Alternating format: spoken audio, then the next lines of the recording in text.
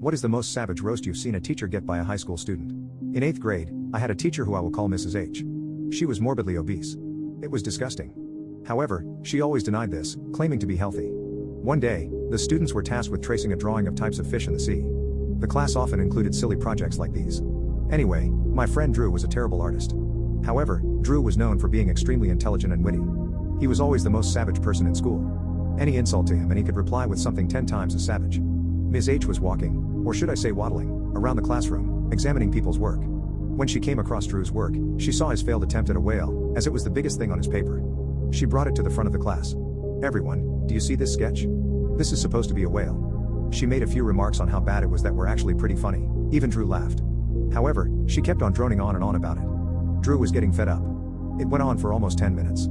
Then Ms. H went a little too far. She said, "Thank you, Drew, for giving us the perfect example of what not to do on this assignment." I immediately recognized she messed up. I looked at Drew, and could already see that the comeback was on its way. "You know, if I wanted to have a more accurate whale drawing, I could have just drawn you." The class goes dead silent. "Young man, I am not fat. Call me fat again and you'll go to the office."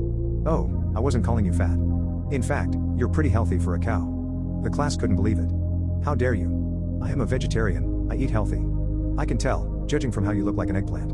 She threw an eraser at him and stormed out of the room. And she waddled away, Drew said to the tune of the duck song. Half the class was in shock, the other half dying of laughter.